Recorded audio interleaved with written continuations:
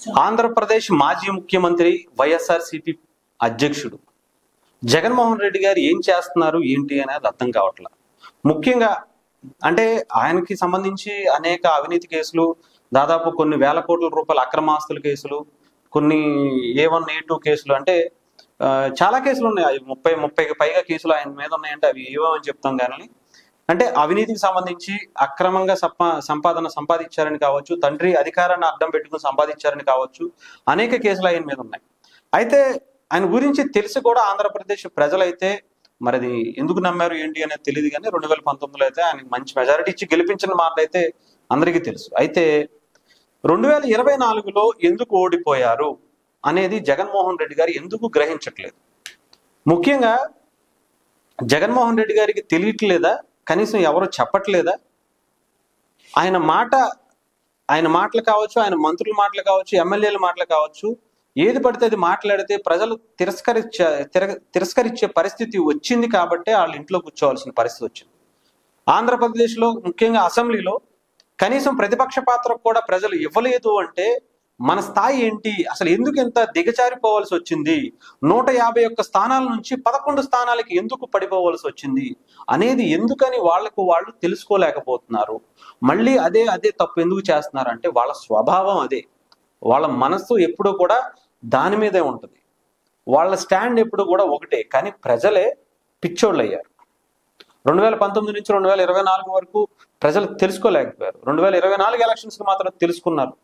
అంతేగాని మళ్ళీ జగన్మోహన్ రెడ్డి గారు యథాతథంగా, ముఖ్యంగా ఆయన అవినీతికి సంబంధించిన అధికారుల్ని, అవినీతికి సంబంధించిన రాజకీయ నాయకుల్ని వెంటేసుకొస్తారు, వాళ్ళ కోసం పోరాడతారు, వాళ్ళ కోసం నిలబడతానంటారు. నిన్న కూడా అంతే. పిన్నెల్లి రామకృష్ణారెడ్డి గారికి సంబంధించి ఆయన ఒక ఈవీఎంని పగలగొట్టడం అనేది ఎంతవరకు కరెక్టు? పైగా ఆయన అదే స్ట్రాంగ్ రూమ్ కి సంబంధించి ఆ చుట్టుపక్కల ఆయన తిరుగుతున్నాడు ఆ తర్వాత కూడా అన్నదానికి అది ఎంతవరకు కరెక్టు? ఆయన ఏం చేద్దాం అనుకున్నారు? ఆంధ్రప్రదేశ్లో ఎవరికి వారు వ్యక్తిగతంగా ఓటు హక్కును వినియోగించుకునే హక్కు లేదా? పైగా ఆయన అక్కడికి ఒక సపరేట్ గా ఒక హెలికాప్టర్లో ఆయన సొంత డబ్బులు ఖర్చు పెట్టుకుని ఒక ముద్దాయిని కలవటానికి జైలుకి వెళ్ళడం అనేది మనం ఆలోచించాల్సిన విషయం. ఇలాంటి వ్యక్తిని మనం ఎందుకు తిరస్కరించాము, అసలు ఇలాంటి వ్యక్తి రాజకీయాలకు అవసరమా అనేది కూడా ప్రజలు మరొకసారి ఆలోచించాలంటే, నా ఉద్దేశంలో జగన్మోహన్ రెడ్డి గారికి ఆ 11 సీట్లు కాదు, ఆఖరికి ఆయన పులివెందుల్లో కూడా అసలు రాజకీయాలకే ఆయన లాంటి వ్యక్తి ఉండకూడదు అనేది నా అభిప్రాయం. చాలా బలంగా చెప్తున్నాను. ఆయన ఏదో ఎంతమందికి డబ్బులు ఇచ్చేశారు, అంతమందికి ఇచ్చేశారు అంటాం అనేది ఆయన సొంత డబ్బులు అయితే కాదు, ప్రజల డబ్బులే. ఆ డబ్బులతో ఒకరికి డబ్బులు ఇచ్చే ఉండొచ్చేమో కానీ ఎంతమంది మెళ్లలో, ముఖ్యంగా ఎంతమంది మహిళల పుస్తుల తాళ్ళు తెంపేసినటువంటి వ్యక్తి జగన్మోహన్ రెడ్డి గారి. అక్రమంగా అంటే మద్య ఇష్టం అంటే కల్తీ మందును అమ్మి కావచ్చు, రోడ్ల మీద ఎంతమంది యాక్సిడెంట్లో ఆ రోడ్ల వల్ల చనిపోయి ఉండొచ్చు, వాళ్ళ కుటుంబాలు ఎంత దారుణమైన పరిస్థితి ఉండొచ్చు. ఇవన్నీ కూడా జగన్మోహన్ రెడ్డి గారి గట్టికి తగిలాయి. అందుకే ఆయన కనీసం ప్రతిపక్ష పాత్ర కూడా లేకుండా పోయింది. అది కూడా ఉండకూడదు అనేది నా అభిప్రాయం.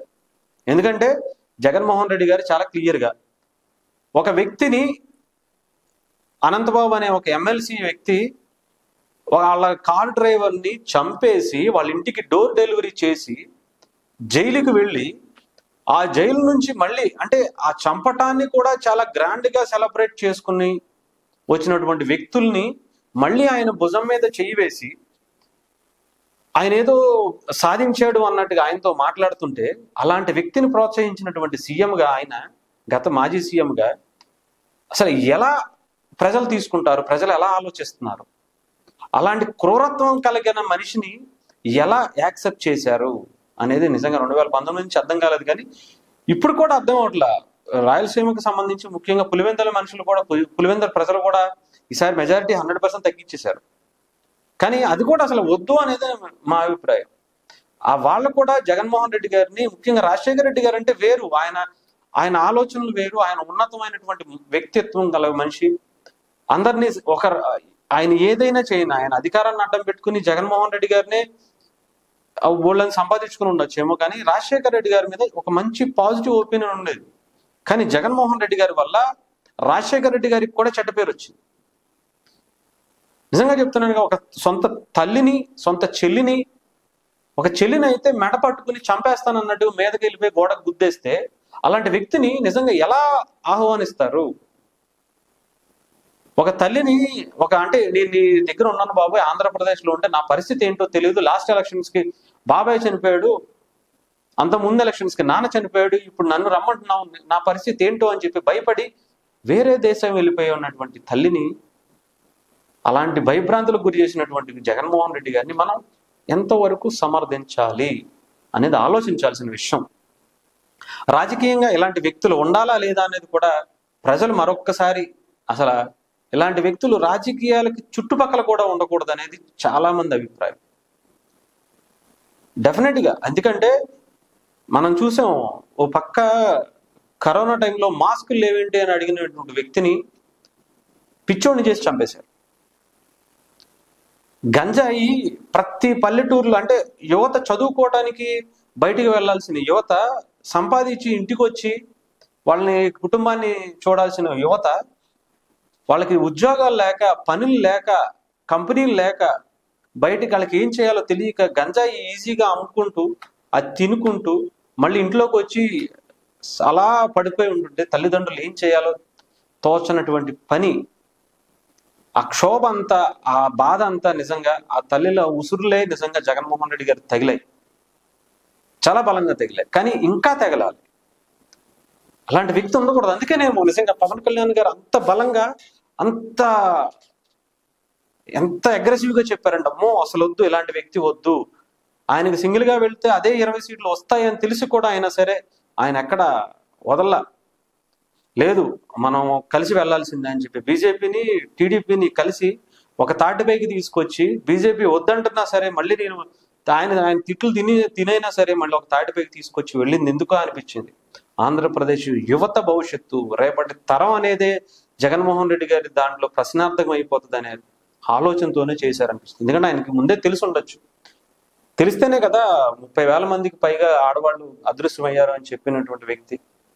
అది కూడా వాలంటీర్ వ్యవస్థలో కొంత వాళ్ళు దాన్ని అడ్డం పెట్టుకుని చేస్తున్నటువంటి అక్రమాలకు ఆయనకి తెలుసు కాబట్టే కదా. అన్నీ నిజంగా అలాంటి వ్యక్తుల్ని అలా ఎలా సమర్థిస్తారు? పైగా సొంత డబ్బులు పెట్టి కొన్ని కోట్ల లక్షల రూపాయలు ఖర్చు పెట్టి అక్కడికి వెళ్ళి మళ్ళీ బయటకు వచ్చి రిగ్గింగ్ చేస్తే, మా ఎమ్మెల్యే రిగ్గింగ్ చేస్తూ అక్కడ రాలేదని చెప్పే కదా, అక్కడ ఏదో జరిగిందని చెప్పే కదా, అంటే అనుకూలంగా వాళ్ళకి రావాలా? ఆ జైలు నుంచి బయటకు వచ్చినప్పుడు కూడా ఇంత కూడా రియలైజేషన్ లేదు. ఒక అవినీతికి అసలు ఒకళ్ళు ప్రజాస్వామ్యాన్ని కాపాడాల్సినటువంటి ఎమ్మెల్యే, స్థానికంగా అప్పుడు ఉన్నటువంటి ఎమ్మెల్యే ఒక ఈవీఎంలు పగలగొట్టేసి ప్రజల హక్కుని హరిస్తున్నటువంటి వ్యక్తికి అసలు ఏ రకంగా సపోర్ట్ చేస్తారు? నిజంగా అది ప్రజలు ఆలోచించుకోవాల్సింది. రేపొద్దున్నైనా సరే ఇలాంటి వ్యక్తుల్ని, ఇటు ద్వారంపూడి చంద్రశేఖర్ రెడ్డి లాంటి వ్యక్తుల్ని, ఇటు మన అవినాష్ రెడ్డి లాంటి వ్యక్తుల్ని, లేదా ఇంకొకళ్ళని, అంటే సొంత బాబాయ్ని చంపినటువంటి కేసుల్లో ఉన్నటువంటి ముద్దాయిల్ని, ఇలాంటి వ్యక్తుల్ని మనం ఎందుకు ఎన్నుకోవాల్సిన అవసరం ఉందనేది ప్రజలు గ్రహించాలి. ఇది రేపు 2029 ఎలక్షన్స్కి అయినా సరే మారితే ఆంధ్రప్రదేశ్ ప్రజల భవిష్యత్తు, తరాల భవిష్యత్తు కనీసం ఇలాంటి వ్యక్తుల్ని దూరంగా పెడితేనైనా బాగుంటుందేమో అని. రాజ్యాంగాలు కూడా నిజంగా దీని మీద, ముఖ్యంగా గవర్నమెంట్స్ కూడా కొంచెం చట్టాలను ఇంకా బలంగా చేయాలి. 16 నెలలు జైల్లో ఉంటే కాదు, కనీసం 2-3 నెలలు జైల్లో ఉన్నా సరే, మినిమం ఒక 3 నెలలు జైల్లో ఉన్నా సరే వాళ్ళని కంప్లీట్గా డిబార్ చేసేయాలి ఎలక్షన్స్ నుంచి. అసలు పోటీ చేసే అవకాశం కూడా ఇవ్వకూడదు ఎలక్షన్ కమిషన్. అలాంటి నిర్ణయాలు తీసుకోవాలి. దానివల్ల నిజంగా ఎంతమంది ఎంత ఇబ్బంది పడతా ఉంటారు. అసలు ఇలాంటి వ్యక్తులను తీసుకొచ్చి ఆంధ్రప్రదేశ్ జీవితాలని, ఆంధ్రప్రదేశ్ ప్రజల జీవితాలని నాశనం అయిపోయిన పరిస్థితి కనిపించింది ఈ 5 ఏళ్ళలో. ఏదేమైనా సరే నిజంగా జగన్మోహన్ రెడ్డి గారు మానవత్వం ఉన్న మనుషులైతే మాత్రం ఇలాగా మీరు ఒక అవినీతి అయితే ఒక దౌర్జన్యాలు చేసేటువంటి వ్యక్తుల్ని, రౌడీలు లాంటి వ్యక్తుల్ని మీరు వెనకేసుకురావటమే కాకుండా వాళ్ళ వెనకాల నేనున్నాను అని చెప్పి నిలబడడం అనేది దుర్మార్గమైనటువంటి ఆలోచన. ఇది మాత్రం అస్సలు కరెక్ట్ కాదు. దీన్ని ప్రజలు మనం గ్రహించాల్సిన అవసరం అయితే ఉంది. ఈ జనసేన వుడెన్ మెమెంటో కోసం ఇప్పుడే ఈ వాట్సాప్ నంబర్ కి కాంటాక్ట్ చేయండి.